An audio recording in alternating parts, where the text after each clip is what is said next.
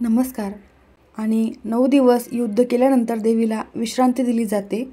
त्याचबरोबर शरद पौर्णिमेच्या दिवशी म्हणजेच कोजागरी पौर्णिमेच्या दिवशी देवी झोपेतून उठते अशी मान्यता आहे. या दिवशी देवी लक्ष्मी आणि भगवान विष्णू यांची पूजा करण्याची परंपरा आहे. त्यांच्यासोबतच कुबेर देवतांची देखील पूजा केली जाते. त्याचबरोबर कोजागरीच्या दिवशी आपल्याला अत्यंत प्रभावी उपाय करायचा आहे. तर उद्या सोमवार कोजागरी पौर्णिमा. काहीच नाही केले तरीही चालेल, पण तुळशीला अर्पण करा ही एक वस्तू. गरिबी संपेल, माता लक्ष्मीचे आशीर्वाद प्राप्त होतील आणि घरामध्ये अखंड लक्ष्मी नांदेल. दारिद्र्य पूर्णतः संपेल, माता लक्ष्मीचा आशीर्वाद तुम्हाला लाभेल. अत्यंत महत्त्वाची तिथी आहे, त्यामुळे आवर्जून हा उपाय करा. तर हा उपाय कसा करायचा आहे, कोणत्या वेळेत करायचा आहे, संपूर्ण माहिती आज या व्हिडिओमध्येच मी तुम्हाला देणार आहे. त्यामुळे व्हिडिओ स्किप न करता शेवटपर्यंत बघा. माहिती आवडल्यास नक्की लाईक करा, शेअर करा, सबस्क्राईब नक्की करा. बेल आयकॉनला आवर्जून प्रेस करा, ज्यामुळे अशाच प्रकारचे नवनवीन व्हिडिओ तुम्हाला सर्वात लवकर बघायला मिळतील. त्यासोबतच कमेंट बॉक्समध्ये जय श्री महालक्ष्मी लिहायला विसरू नका. महालक्ष्मीचे आशीर्वाद प्राप्त होतील. कोजागिरी पौर्णिमेला महालक्ष्मीला अनन्यसाधारण महत्त्व आहे. तुमच्या घरामध्ये लक्ष्मी कायम वास करण्यासाठी आवर्जून कमेंटमध्ये लिहा. कोजागिरी पौर्णिमेच्या दिवशी चंद्राचे अतिशय सुंदर वर्णन केलेले आहे. कोजागिरीच्या दिवशी चंद्र खरोखरच अतिशय सुंदर दिसतो. चंद्राचा तेजस्वी प्रकाश मन मोहून टाकत असतो. या कोजागिरी पौर्णिमेचे धार्मिक महत्त्व अत्यंत आहे. कोजागिरीच्या दिवशी देवी दुर्गा विश्रांतीतून उठते अशी मान्यता आहे. तसेच या दिवशी भगवान विष्णू आणि लक्ष्मी देवीची देखील पूजा केली जाते, व्रत केले जाते. कोजागिरी पौर्णिमेला शरद पौर्णिमा असे देखील म्हणतात. वर्षात 12 पौर्णिमा येतात आणि प्रत्येक पौर्णिमेचे आपले एक स्वतःचे खास वैशिष्ट्य असते. तसेच कोजागिरीला चंद्र तेजस्वी असतो. त्याच्या प्रकाशात मसाले दूध ठेवण्याची देखील पद्धत आहे आणि हा दूध ठेवलेला चंद्राचा प्रकाश पडलेला प्रसाद जर आपण ग्रहण केला तर आपले आरोग्य उत्तम राहते. आश्विन महिन्यातील शुक्ल पक्षातील चतुर्थी तिथीला येणाऱ्या पौर्णिमेला कोजागिरी पौर्णिमा म्हणतात. हिंदू पंचांगानुसार आश्विन महिन्यातील पौर्णिमा 6 ऑक्टोबरला दुपारी 12:23 सुरू होणार असून दुसऱ्या दिवशी 7 ऑक्टोबरला सकाळी 9:16 संपणार आहे. त्यामुळे उदयतिथीनुसार 6 ऑक्टोबर रोजीच कोजागिरी पौर्णिमा ही साजरी केली जाणार आहे. आपण कोजागिरी पौर्णिमेची पूजा कोणत्या वेळेत करायची त्याचा देखील मुहूर्त बघूयात. तर कोजागिरी पौर्णिमेचा शुभ मुहूर्त आहे 6 ऑक्टोबर रोजी रात्री 11:45 पासून ते 7 ऑक्टोबर रोजी रात्री 12:34 असणार आहे. कोजागिरी पूजेसाठी एकूण 49 मिनिटांचा शुभ मुहूर्त असणार आहे. चंद्रोदय हा 6 ऑक्टोबर रोजी सायंकाळी 5:27 होणार आहे. त्यामुळे तुम्ही जो शुभ मुहूर्त आहे त्या मुहूर्तावर पूजा करणे उत्तम ठरेल. त्यासोबतच आपल्याला या दिवशी हा उपाय करायचा आहे. वेळात वेळ काढून तुम्ही हा उपाय करा. अत्यंत सोपा उपाय आहे. जर तुमच्या घरामध्ये सतत काही ना काही अडचणी असतील, आलेला पैसा घरात टिकत नसेल, कोणत्या ना कोणत्या कारणाने पैसा घराच्या बाहेर जात असेल किंवा सतत आजारपण असेल किंवा तुमच्या घरामध्ये अन्न, वस्त्र, निवारा याची कमतरता जाणवत असेल, त्याबरोबरच तुम्ही खूप कष्टाने मेहनत करताय, पैसा येतोय पण तो घरामध्ये टिकत नाही, किंवा तुम्हाला सतत घरामध्ये नकारात्मकता जाणवत असेल, वादविवाद घरामध्ये असतील, तर अशा नकारात्मक सर्व गोष्टी दूर होण्यासाठी आणि आपल्या आयुष्यामध्ये कायम सकारात्मकता, त्याचबरोबर माता लक्ष्मी घरी वास करणार आणि आपल्याला अखंड पैसा लाभणार. तर यासाठी तुम्हाला हा अत्यंत प्रभावी उपाय करायचा आहे. या दिवशी लक्ष्मीची सेवा केली जाते, लक्ष्मी विष्णू यांची पूजा केली जाते. त्याचबरोबर अन्नपूर्णा देवी ही पार्वतीचे रूप आहे. त्यामुळे या दिवशी पार्वती मातेचीही पूजा होते. शिवांचे, पार्वतीचे आशीर्वाद आपल्याला प्राप्त होतील. भगवान विष्णूचे, माता लक्ष्मीचे देखील आशीर्वाद प्राप्त होतील. त्यामुळे आपल्याला आपल्या घरात कोणत्याही गोष्टीला कधीही कमी पडणार नाही. त्यासाठी तुम्ही हा उपाय आवर्जून करायचा आहे. कोजागिरी पौर्णिमेला चंद्र हा त्याच्या 16 कलांमध्ये असतो असे म्हणतात. चंद्राचा प्रकाश यावेळी अमृततुल्य मानला जातो.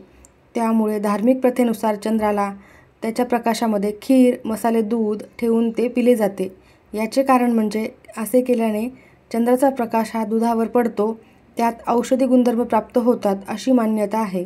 हे दूध पिल्याने रोगप्रतिकारक शक्ती वाढते. चंद्र मनाचा, भावनांचा कारक असल्यामुळे मानसिक तणाव देखील दूर होतो अथवा कोणत्याही मानसिक आजारापासून देखील तुम्हाला नक्कीच आराम मिळतो.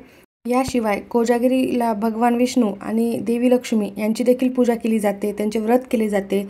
मनोभावे त्यांची पूजा करून, उपासना करून, त्यांचे मंत्र जप, स्तोत्र पठण करून माता लक्ष्मीचे आणि विष्णूंचे आशीर्वाद आपल्याला प्राप्त होतात आणि आपली मनोकामना देखील लवकरात लवकर पूर्ण होते. त्यामुळे या दिवशी यांच्या पूजेसह हा प्रभावी उपाय देखील करायचा आहे. तर हा उपाय आपल्याला कोणत्या वेळेत करायचा आहे? तर हा उपाय तुम्ही दिवसभरात कधीही करू शकता, कारण पौर्णिमेच्या म्हणजे कोजागिरी पौर्णिमेची ही पूजा रात्री 12 वाजता करण्यात येत असते. त्यामुळे 12 वाजेपर्यंत आणि दुसऱ्या दिवशीपर्यंत ही पौर्णिमा तिथी आहे. त्यामुळे तुम्ही हा उपाय उद्या दिवसभर करा किंवा दुसऱ्या दिवशी म्हणजेच 7 ऑक्टोबरला दुपारपर्यंत पौर्णिमा आहे, मग तुम्ही तेव्हापर्यंत हा उपाय केला तरीही चालेल. पूजा करण्यासाठी तुम्हाला या दिवशी सकाळी लवकर उठायचे आहे. स्वच्छ स्नान करायचे आहे. अंघोळीच्या पाण्यामध्ये थोडीशी हळद आवर्जून टाकायची आहे, कारण पौर्णिमा तिथी अत्यंत पवित्र तिथी आहे. या दिवशी हळद पाण्यामध्ये टाकून स्नान केल्याने माता लक्ष्मीचे आशीर्वाद आपल्याला प्राप्त होतात, कारण माता लक्ष्मीला ही पौर्णिमा समर्पित आहे. त्यामुळे तुम्ही आवर्जून हळद टाकून स्नान करावे. तुमच्या देवघरातील देवांची विधिवत पूजा करून घ्यायची आहे. त्यानंतर तुम्ही हा उपाय केला तरीही चालेल किंवा संध्याकाळपर्यंत कधीही करा, पण उपाय करत असताना तुम्हाला तुमच्या देवघरातील दिवा हा प्रज्वलित करायचा आहे. यामुळे माता लक्ष्मी तुमच्या घरामध्ये कायम वास करत असते आणि सकारात्मकता जास्त प्रमाणामध्ये असते. आपल्या धार्मिक मान्यतेमध्ये तुळशीला अत्यंत महत्त्वाचे मानले जाते. तुळस ही माता लक्ष्मीचे प्रतीक आहे आणि या दिवशी आपण तुळशीची पूजा केल्याने आपले सर्व पापे नष्ट होतात आणि आपल्या कुटुंबामध्ये सुख शांती नांदते. ज्या घरातील स्त्री हा उपाय करेल तिच्या घरामध्ये कायम लक्ष्मी वास करणार आहे. सर्व अडचणींपासून तिला मुक्तता नक्की मिळणार आहे. घरातील सर्व सदस्यांना देखील सर्व कामामध्ये यश यायला सुरुवात होणार आहे. तुळस ही लक्ष्मीचे प्रतीक आहे आणि पौर्णिमा देखील लक्ष्मीला समर्पित आहे, म्हणून तुम्हाला तुळशीजवळ हा एक उपाय करायचा आहे. त्यासाठी तुम्हाला तुळशीजवळ एक दिवा प्रज्वलित करायचा आहे. तर तुम्ही मातीची पंती घेऊ शकता किंवा तुमच्याकडे चांदीची, पितळाची, तांब्याची कोणतीही निरंजन असेल तर ती देखील घेऊ शकता. त्यामध्ये तुम्हाला तूप टाकायचे आहे, गावरान तूप टाकायचे आहे आणि त्यामध्ये तुम्हाला ही फुलवात प्रज्वलित करायची आहे. फुलवात लावत असताना त्याला थोडे हळद कुंकू लावून घ्यायचे आहे. जर तुमच्याकडे फुलवात नसेल तर तुम्ही दुहेरी कापसाची वात लावू शकता आणि तुपाचा नसेल तर तुम्ही तेलाचा देखील दिवा लावू शकता. पण तूप हे माता लक्ष्मीला अत्यंत प्रिय आहे, त्यामुळे तुम्ही तुपाचा दिवा आवर्जून लावण्याचा प्रयत्न करा. जर तुम्ही कापसाची फुलवात लावली असेल तर काही हरकत नाही, पण जर तुम्ही दुहेरी कापसाची वात घेतली असेल तर त्याचे तोंड तुम्हाला उत्तर दिशेला करायचे आहे. त्यानंतर हळद, कुंकू, अक्षता, फुले तुळशीला वाहून घ्यायचे आहेत. त्यासोबतच तुम्हाला थोडीशी चणा डाळ आणि गूळ एका वाटीमध्ये घ्यायचा आहे. आणि माता लक्ष्मीला अत्यंत प्रिय असलेली वस्तू म्हणजेच कवडी, एक कवडी आपल्याला घ्यायची आहे. कवडीचा देखील समुद्रमंथनातूनच निर्मिती झालेली होती, त्यामुळे तुम्हाला कवडी आवर्जून घ्यायची आहे. माता लक्ष्मी देखील समुद्रमंथनातूनच निर्माण झालेली आहे आणि कवडी देखील. आणि या दिवशी माता लक्ष्मीचा जन्म झालेला आहे पौर्णिमेच्या दिवशी, त्यामुळे तुम्हाला या दिवशी कवडीचा हा उपाय करायचा आहे. माता लक्ष्मीला कवडी ही प्रिय असल्यामुळे तुम्ही पाहिलं असेल कोणत्याही फोटोमध्ये माता लक्ष्मीला कवडीची माळ ही अर्पण केलेली असते. तुम्हाला ही कवडी कुठेही जिथे पूजेचे साहित्य मिळते तिथे मिळेल. सर्वप्रथम तुम्हाला दिवा प्रज्वलित करून घ्यायचा आहे. त्यानंतर तुम्हाला तुळशीला थोडेसे पाणी अर्पण करायचे आहे. पाण्यामध्ये थोडीशी चिमूटभर हळद आणि थोडीशी साखर टाकून हे पाणी तुम्हाला तुळशीला अर्पण करायचे आहे. त्यानंतर तुम्हाला तुळशीला हळद, कुंकू, अक्षता, फुले, वस्त्रमाळ वाहून घ्यायचे आहे. त्यानंतर तुळशीतीलच थोडीशी माती तुम्हाला उजव्या हातामध्ये घ्यायची आहे आणि जी आपण कवडी आणलेली आहे ती त्या मातीवर ठेवायची आहे. त्या कवडीला थोडीशी हळद लावून घ्यायची आहे. हळद लावल्यामुळे कवडी पिवळ्या रंगाची होईल. आणि त्यासोबतच तुम्हाला 2 लवंगा ठेवायच्या आहेत आणि 1 वेळेस श्रीसूक्तमचं पठण करायचं आहे आणि 3 वेळेस कनकधारा स्तोत्राचे पठण करायचे आहे. कनकधारा स्तोत्र हे माता लक्ष्मीला समर्पित आहे. हे स्तोत्र तुम्ही दररोज घरी म्हणल्याने देखील तुमच्या घरामध्ये माता लक्ष्मी कायम वास करत असते. त्याचबरोबर 11 वेळेस ओम श्री महालक्ष्मी नमः या मंत्राचा जप करायचा आहे आणि 108 वेळा ओम नमो भगवते वासुदेवाय नमः या मंत्राचा जप करायचा आहे.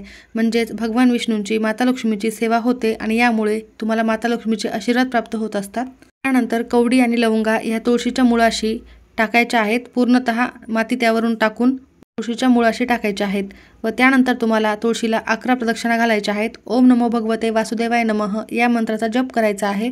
तुमची जी काही इच्छा मनोकामना आहे तिथे व्यक्त करायची आहे. त्यासोबतच चणा डाळ आणि गूळ आपण तुळशीजवळ ठेवायचे आहे. त्यानंतर चणा डाळ आणि गूळ गाईला खाऊ घालायचा आहे. हा अत्यंत प्रभावी उपाय आपल्याला कोजागिरी पौर्णिमेच्या दिवशी उद्या आवर्जून करायचा आहे. उद्या तुम्ही दिवसभरात कधीही करू शकता. अत्यंत प्रभावी उपाय आहे, नक्की करा. माता लक्ष्मी नक्कीच तुमच्यावर प्रसन्न होईल. माहिती आवडली असेल तर लाईक करा. सर्वांचे खूप खूप धन्यवाद.